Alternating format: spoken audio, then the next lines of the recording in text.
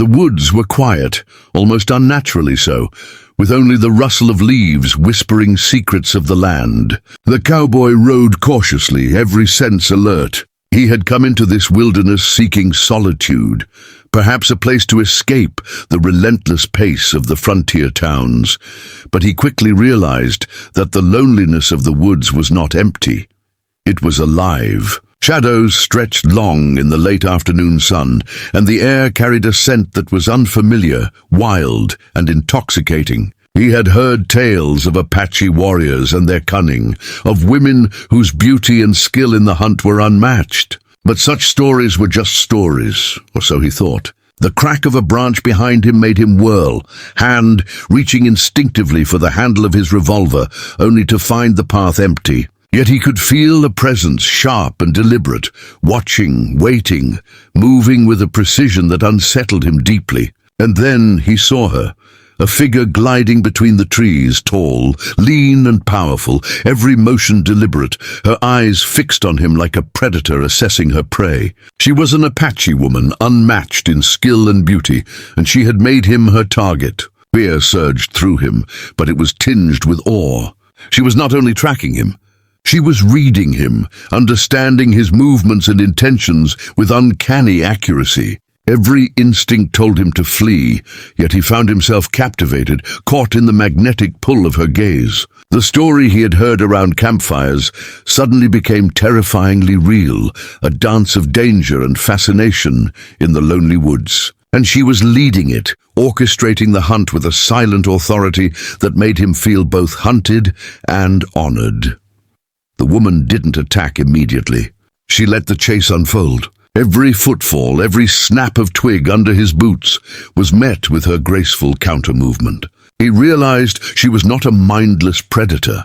This was a test, a challenge, a game with rules he did not understand. His heart raced, not from mere exertion, but from the thrill of the unknown, the dangerous allure that radiated from her.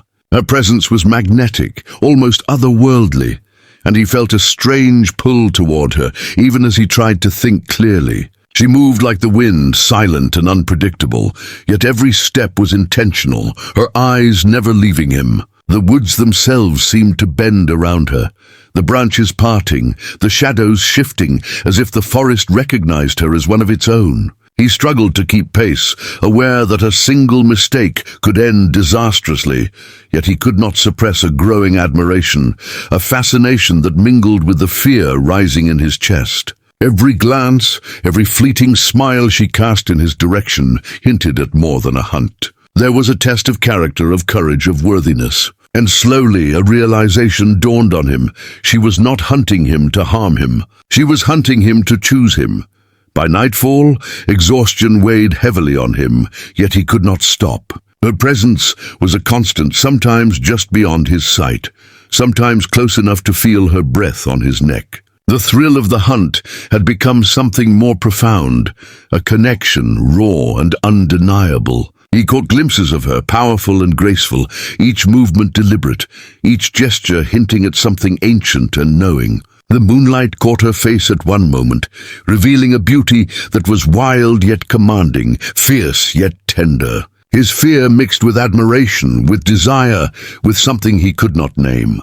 He realized that this hunt was no mere chance encounter. It was destiny, a weaving of paths that had led them both here. And in the depths of the lonely woods, under the pale glow of moonlight, he understood that she was not just testing his endurance. She was testing his heart, his spirit, his worth. When she finally allowed him to pause, to catch his breath, her gaze softened. And in that moment, he felt an invitation, a recognition, an unspoken choice that would change the course of both their lives forever. The Apache woman circled him slowly now, her movements no longer that of a predator, but of someone evaluating, considering, assessing. She had hunted him, yes, but the hunt had transformed into something else entirely, a measure of his courage, his respect for the land, his ability to match her spirit in strength and endurance. "You are strong," she said softly, her voice carrying effortlessly through the still night air, a mixture of admiration and quiet authority. He nodded, unsure of what to say, feeling the weight of her gaze, realizing that words would be inadequate to express the tumult of emotions coursing through him. Her eyes searched his, not for deceit but for honesty, for a spirit capable of understanding her world, her ways, and the wilderness she called home. Slowly, deliberately she approached, her steps silent but assured. He felt the tension in the air, the electric charge that comes when two forces of nature meet and recognize one another. The woods themselves seemed to pause, as if acknowledging the moment, as if all life waited in anticipation for what would unfold. And then she stopped, mere inches away, her eyes locking onto his with a depth that stripped him bare, made him feel both exposed and protected, frightened and honored. It was clear now the hunt was over. He had passed her test, though he did not know what he had passed beyond the basic endurance of the chase. Something deeper had been measured, something essential about him, and he felt a strange mixture of pride and relief. The silence stretched between them, profound and almost sacred. Then, with a gentle but firm motion, she extended her hand. "I choose you," she said simply, and those words struck him like a lightning bolt. He had imagined many scenarios, many stories of romance and adventure, but none had prepared him for this direct, primal declaration. To be chosen by someone so fierce, so untamed, so in command of the world around her, was both exhilarating and terrifying. His heart pounded as he took her hand, feeling the warmth and strength in her grip, realizing that this was more than a gesture.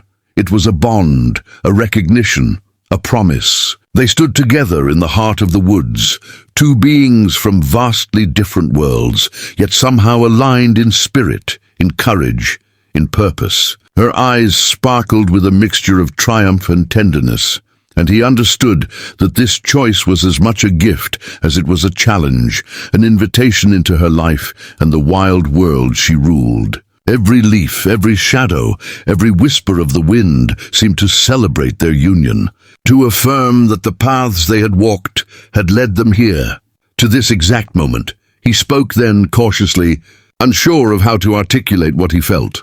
"Why me?" he asked, though part of him already knew the answer. She smiled, a flash of mischief and wisdom, and replied, "Because you ran with respect, with courage, and with your heart open. That is what I seek, not merely strength or skill, but a spirit willing to meet mine."